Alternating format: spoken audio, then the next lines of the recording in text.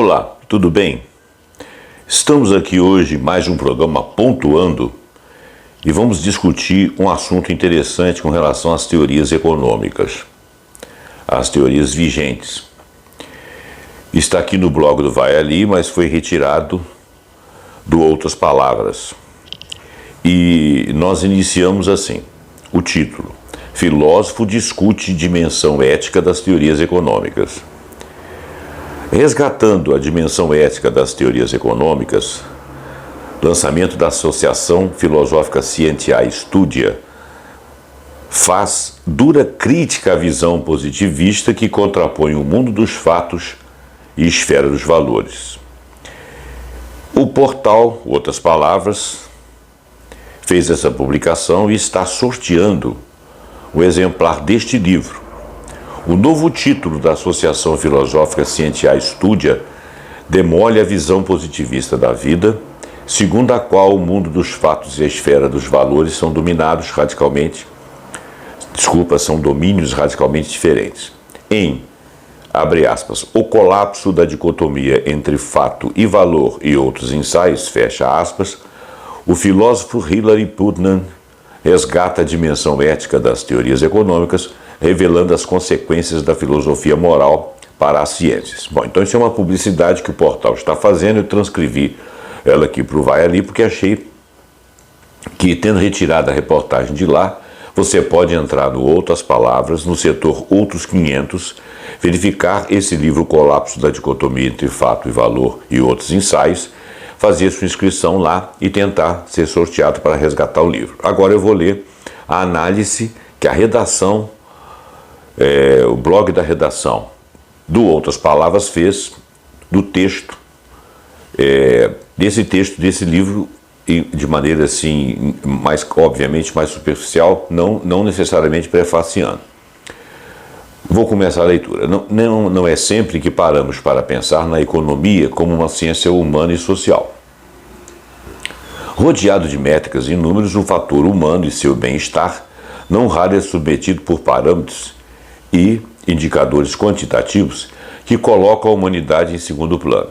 Mas não é assim que o filósofo Hilary Putnam pensa. Ao contrário, ele provoca em detalhes a demolição de toda uma linhagem de teorias econômicas que colaboram com a desigualdade e a pobreza.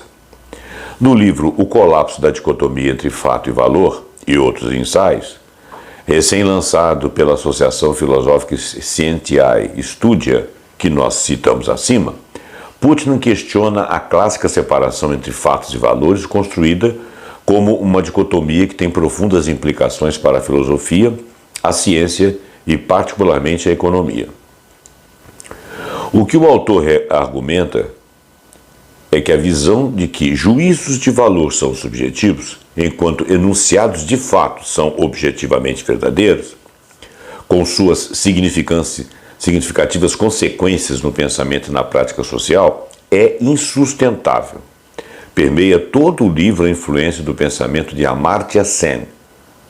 É um autor também, laureado com o Prêmio Nobel da Economia. Amartya Sen é reconhecido mundialmente por desafiar a visão tradicional que exclui os valores da análise econômica, propondo o enfoque das capacidades, que integra desenvolvimento econômico e teoria ética, destacando a importância de considerar o bem-estar humano e as oportunidades concretas das pessoas em suas situações sociais específicas. Hilary Putnam foi um amigo de Amartya Sen durante os anos em que esteve em Harvard. Abraça o pensamento do economista Sen e argumenta que a ética é fundamental para qualquer análise econômica significativa.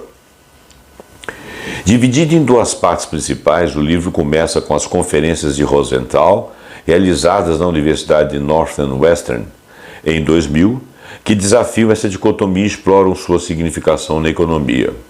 A primeira conferência examina a transformação de distinções filosóficas em dicotomias absolutas, tal como a oposição entre juízos analíticos e sintéticos, criticando suas bases e consequências.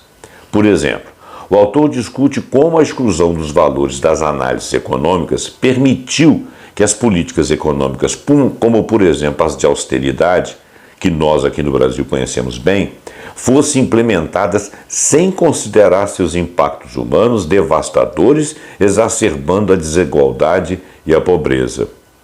Já na segunda parte do livro, o autor aprofunda a discussão conectando suas críticas iniciais e debates contemporâneos e também históricos na filosofia e na economia. Ele aborda temas como a crítica à teoria da escolha racional, ilustrando como o colapso financeiro de 2008, quando a crença na racionalidade completa dos mercados ignorou comportamentos humanos irracionais que levaram a decisões desastrosas. A distinção entre razões internas e razões externas de Bernard Williams é explorada com exemplos de políticas públicas de saúde, nas quais as motivações pessoais dos indivíduos devem ser consideradas para formular políticas econômicas sociais eficazes, ou seja, que sejam efetivas para esses indivíduos. O autor também defende uma ética objetiva sem recorrer a um reino platônico, seguindo criticamente as ideias de John Dewey e Jürgen Habermas. Por exemplo, Putnam mostra como a objetividade nas normas éticas pode ser vista na Declaração Universal dos Direitos Humanos, que, apesar de suas origens culturais diversas, estabelece valores universais reconhecidos globalmente. O livro mostra, por fim, que a própria ciência pressupõe valores epistêmicos como coerência e simplicidade, que são tão objetivos quanto os valores éticos. Ao explorar a filosofia da ciência do século XX, Putnam revela as tentativas errôneas de evitar essas questões e reafirma a necessidade de reconhecer a interconexão entre descrição e avaliação em todas as áreas do raciocínio humano. O exemplo disso é a ciência climática, onde os valores de sustentabilidade e preservação do ambiente são intrínsecos às pesquisas e políticas de combate às mudanças climáticas. O colapso da dicotomia entre fato e valor e outros ensaios, o livro oferece uma crítica profunda e uma alternativa robusta ao pensamento positivista, mostrando que a integração da ética e economia não é apenas possível, ela é essencial para o entendimento racional amplo do mundo. Com a inspiração e as contribuições significativas do pensamento de Amartya Sen, o livro é essencial para qualquer pessoa interessada em compreender como as crenças sobre fatos e valores influenciam as decisões políticas e econômicas que moldam nossas vidas. A seguir, a redação da editora Scientia Studia responde 5 questões centrais para ajudar a entender e mergulhar no pensamento desse livro e do pensamento filosófico de Hilary Putnam. Número 1. O que é positivismo na filosofia? O positivismo na filosofia é uma corrente de pensamento que enfatiza a importância do conhecimento empírico e científico, baseando-se na observação direta, na experiência e na lógica. Foi desenvolvido inicialmente por Auguste Comte, na França, no século XIX, tendo perspectiva política claramente conservadora. No século XX, predominou outra forma de positivismo, o chamado neopositivismo, ou também chamado positivismo lógico. Este sustenta que o conhecimento autêntico é aquele que pode ser empírica ou logicamente verificado e rejeita especulações metafísicas ou teológicas. Por estar em Viena, ficou conhecido como Círculo de Viena. Seus membros tinham atuação política e ocupavam cargos públicos. Entre os seus principais membros encontram-se Moritz Schlick, Rudolf Carnap e Otto Neurath. Schlick foi assassinado por um estudante nazista fanático nas escadarias da Universidade do fatídico ano de 1937. Carnap conseguiu emigrar para os Estados Unidos. Alguns dos princípios centrais do positivismo incluem o empirismo, o verificacionismo, a rejeição da metafísica, o cientificismo e a unidade da ciência. No empirismo, existe a crença de que o conhecimento deve ser derivado da experiência sensorial e observável. Empirismo significa fazer experiências, né? Assim, a grosso modo. Nesse caso, as afirmações devem ser confirmadas ou refutadas através de observações empíricas e experimentos. Certo? Desculpa. O verificacionismo defende a tese de que uma proposição só tem significado cognitivo e, portanto, expressa um conhecimento factual se puder ser empiricamente verificada. A ideia-chave vinha de Wittgenstein. O significado de um enunciado acerca de um fenômeno do mundo é o seu método de verificação. Esse princípio é central ao positivismo lógico do Círculo de Viena, que buscava aplicar uma rigorosa análise lógica às ciências e à filosofia, afirmando que muitas das questões filosóficas tradicionais eram, na verdade, pseudo-problemas resultantes de mal-entendidos linguísticos, mas o verificacionismo funciona apenas enquanto se mantém duas dicotomias: analítico-sintético, fato-valor. Como só há dois tipos de enunciados significativos, os lógico-matemáticos ou os empíricos, e como todos os enunciados empíricos acerca do mundo estão submetidos à verificação empírica, segue-se que as questões e afirmações que não podem ser empiricamente verificadas têm que ser excluídas da consideração racional. Questões tais como a existência de Deus e da natureza da alma não pertencem ao domínio do conhecimento científico. Elas devem ser excluídas da consideração científica porque carecem de significado empírico. Você não tem testemunhas, formas de repetir o fenômeno, conhecer o fenômeno ligado a mais pessoas, ter experiências que demonstrem algo a respeito disso. Então, elas carecem de significado empírico, segundo essa escola, o Círculo de Viena, o neopositivismo. A ciência só se ocupa de fatos, isto é, dos estados de coisas do mundo que podem ser empiricamente verificados. Já a metafísica, então, estaria excluída do sistema de conhecimento positivista. O cientificismo defende a tese de que os métodos empíricos quantitativos são os mais adequados para investigar todas as áreas do conhecimento. Assim, o positivismo tende a impor os métodos das ciências naturais e exatas a todas as demais disciplinas, em particular a sociologia e a economia. A unidade do método da ciência conduz à unidade da ciência, pois, ao compartilhar uma metodologia comum, as várias disciplinas são submetidas a exigências que visam a produção de uma convergência, uma visão unificada do conhecimento. Bom, 2. Quais as críticas que o positivismo enfrentou dentro da filosofia? O positivismo enfrentou várias críticas. Uma crítica clássica diz que o princípio verificacionista não é ele próprio verificável e, portanto, seria carente de significado também. Nesse sentido, o princípio verificacionista não satisfaz aos próprios critérios que criou. Na filosofia da ciência de Karl Popper, argumentou contra o verificacionismo, propondo o falsificacionismo como um critério mais adequado para a ciência.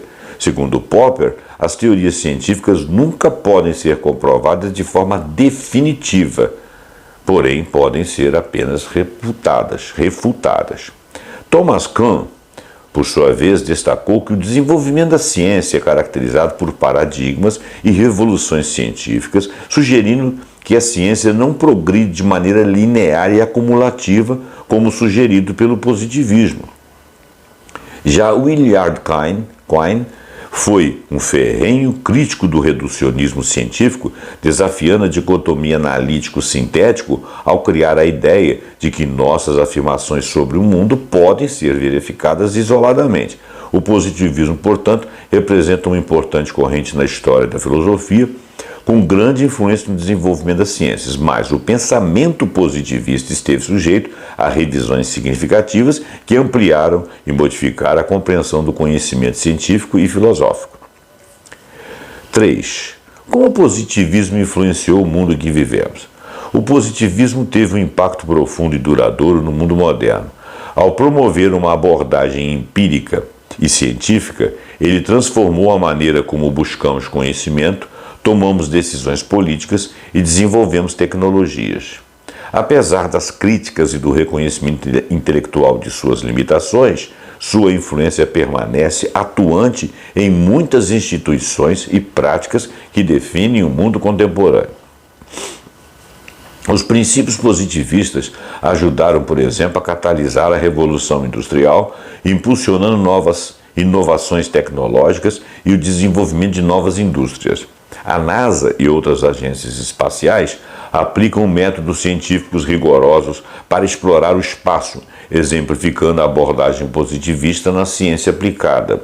Outro exemplo é o desenvolvimento da computação e da internet, que foram fortemente influenciados por princípios científicos e empíricos, resultando em avanços tecnológicos que transformaram a sociedade.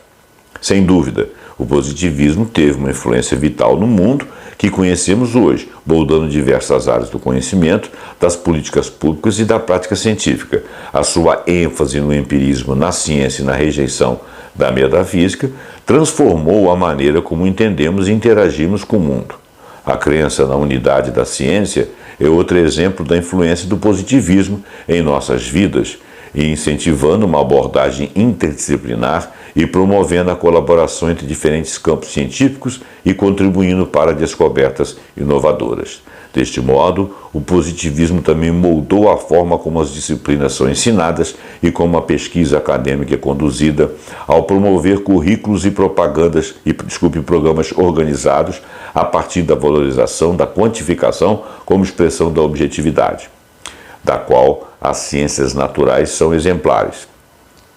Consequentemente, as universidades e institutos de pesquisa também adotaram princípios positivistas, enfatizando a importância da pesquisa empírica e da publicação de resultados verificáveis. No campo da governabilidade e das políticas estatais e públicas, por exemplo, países e organizações internacionais adotaram políticas baseadas em coletas sistemáticas de dados empíricos para abordar questões sociais, questões econômicas e questões ambientais.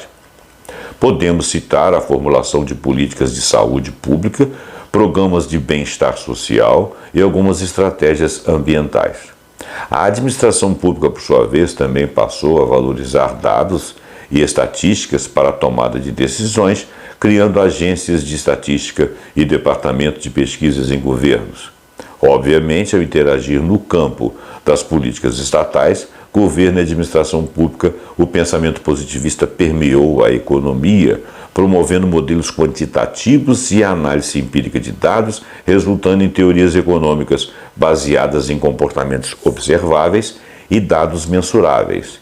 Nesse sentido, as políticas econômicas difundiram modelos econométricos e previsões baseadas em dados empíricos. A influência positivista também abarcou o direito e a sociologia. Auguste Comte, o pai do positivismo, também é considerado um dos fundadores da sociologia, e a partir dele, vertentes da disciplina incorporam parâmetros científicos identificados às ciências naturais, ao estudo das sociedades, configurando um dos sentidos da sociologia como ciência empírica. Já no campo jurídico, o positivismo legal impactou a forma como as leis são interpretadas e aplicadas, destacando-se a importância da lei escrita e codificada, separada de considerações morais. Por fim, mas não menos importante, podemos pensar na influência do positivismo na medicina e na saúde pública. A prática médica passou a enfatizar o uso de pesquisas empíricas, medidas e estudos clínicos para orientar diagnósticos e tratamentos. As campanhas de saúde pública e programas de vacinação, por sua vez, são exemplos de políticas baseadas em dados científicos e evidências empíricas que têm salvado milhões de vidas, não resta dúvida. Número 4. Qual a crítica central que o filósofo Hilary Putnam faz ao positivismo? Hilary Putnam foi um dos mais reconhecidos críticos do positivismo, particularmente do positivismo lógico, que dominou grande parte da filosofia analítica do século XX. Suas críticas são variadas e profundas, abordando tanto aspectos técnicos quanto filosóficos. Na esteira de Quine, Putnam argumentou que a distinção dicotômica entre proposições analíticas, que são verdades por definição, e proposições sintéticas que são verdades sobre o mundo é insustentável.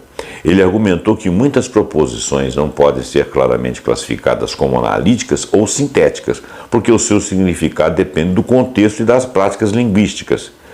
Putnam criticou a tese verificacionista, segundo a qual uma proposição só é significativa se puder empiricamente verificada, argumentando que ele é autodestrutivo, pois o próprio verificacionismo não pode ser empiricamente verificado. Além disso, Putnam destacou que muitas proposições científicas e teóricas são significativas mesmo quando não são ou podem ser verificadas.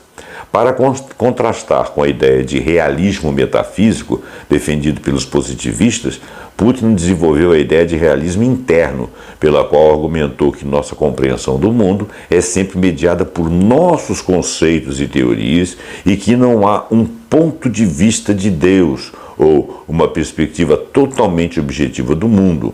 Isso desafia a noção positivista de uma descrição objetiva da realidade. Em outras palavras, a nossa forma de ver o mundo, aquilo que nós descrevemos a respeito da realidade que vemos, ela não é explicitamente objetiva, porque cada um vê o seu ponto de vista como objetivo, de acordo com a realidade que ele vê. E a realidade que ele vê parte de pressupostos que são a própria pessoa, a cultura de onde ele vem, do seu reduto, e também da linguagem que ele se expressa para dizer dessa realidade. Continuando. Junto com o W.V.O. Quine, Putnam argumentou que a matemática é indispensável para a ciência empírica e, portanto, deve ser considerada tão real quanto os objetos físicos. Essa posição desafia a visão positivista que relegava a matemática ao domínio das verdades analíticas não factuais. Putnam também criticou a visão positivista de que os valores são completamente subjetivos e por isso estão fora do domínio da racionalidade. Em vez disso, Putnam defendeu que os juízos de valor desempenham um papel crucial no raciocínio científico e na avaliação das teorias. Assim, o filósofo desafiou a dicotomia entre fatos e valores, argumentando que muitos enunciados factuais carregam consigo implicações valorativas e que a avaliação e a descrição estão profundamente imbricadas entre si. Isso é particularmente relevante para a possibilidade de formular a questão da relação entre economia e a ética, sustentando-se que as decisões políticas e econômicas não podem ser completamente separadas dos valores morais. Por fim, nesse tópico, num artigo, Putnam argumentou o significado das palavras, que ele não está na cabeça, mas depende da relação entre as pessoas e do mundo. Depois, na esteira de Wittgenstein, sustentou que o significado das palavras está ligado ao uso e às práticas sociais, e não a uma correspondência direta, estática, absolutamente verdadeira com o mundo, desafiando a visão positivista de uma linguagem puramente referencial. Ou seja, a crítica de Hilary Putnam ao positivismo é abrangente e multifacetada, abordando desde aspectos técnicos da lógica, das filosofias de linguagem, até as fundamentais sobre a natureza da ciência e a interconexão entre fatos e valores. Suas contribuições ajudaram a transformar a filosofia analítica, promovendo uma visão mais complexa e articulada da racionalidade, do conhecimento e da realidade. Número 5. Como a economia se enquadra na crítica de Putnam ao positivismo? A crítica de Hilary Putnam ao positivismo tem profundas implicações para a economia. Ela desafia a visão tradicional de que a economia pode ser uma ciência puramente objetiva e livre de valores, destacando a interdependência entre fatos e valores e a necessidade de integrar considerações éticas e normativas na análise econômica. Isso abre espaço para uma abordagem mais holística e reflexiva na economia, que reconhece a complexidade das questões sociais e a importância dos valores humanos no desenvolvimento de políticas e teorias econômicas.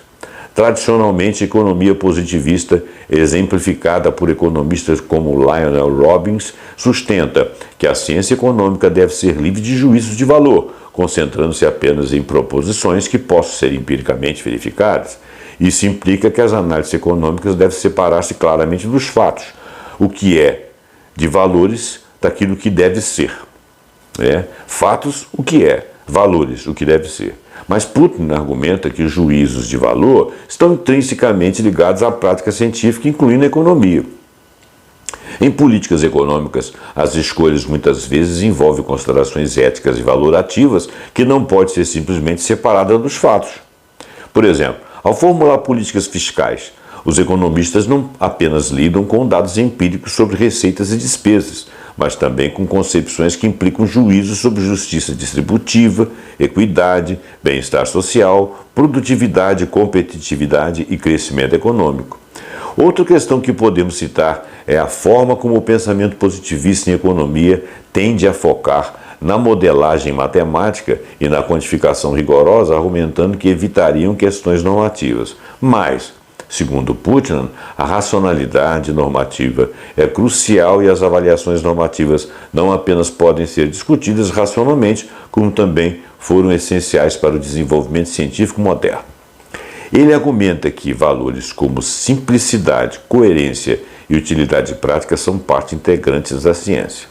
Em uma dimensão mais ampla, tomemos o exemplo de Amartya Sen, o influente economista que formulou o enfoque das capacidades considerando o desenvolvimento humano, não apenas em termos de crescimento econômico, mas também em termos de liberdade como valor intrínseco e distribuição variada das condições para ampliação das capacidades dos indivíduos para viver as vidas que valorizam. Assim, nesse enfoque, juízos normativos são explicitamente integrados à análise econômica. Outro ponto que podemos citar é o fato de que o positivismo muitas vezes promove um reducionismo metodológico, tentando explicar fenômenos complexos em termos componentes simples e empiricamente verificáveis. Para Putnam, a visão reducionista ignora a complexidade, a interconectividade dos fenômenos sociais, desconhecendo a importância de contextos sociais e contextos históricos. Análises econômicas que se concentram somente em métricas como o PIB, por exemplo, ou a taxa de desemprego, podem falhar em captura de aspectos importantes do bem-estar humano, como a distribuição de renda, o acesso à educação e à saúde e a qualidade das instituições sociais, entre outros pontos centrais. Contra a perspectiva de que valores são subjetivos e, portanto, estão fora do domínio da análise econômica rigorosa, concentrada em fenômenos quantificáveis e dados verificáveis, Putnam argumenta que todas as escolhas teórico-metodológicas em economia são permeadas por considerações valorativas. 2 pontos. Por exemplo, as decisões sobre política monetária envolvem juízos sobre os trade-offs entre inflação e desemprego, que são intrinsecamente normativos. A escolha de um modelo econômico particular ou a ênfase em certas políticas expressa valores sobre o que considera mais importante para o bem-estar da sociedade. O argumento atinge assim a visão absoluta do liberalismo econômico, que difunde socialmente a posição positivista de que a economia é uma ciência objetiva, livre das influências subjetivas e que seus modelos são neutros em relação aos valores.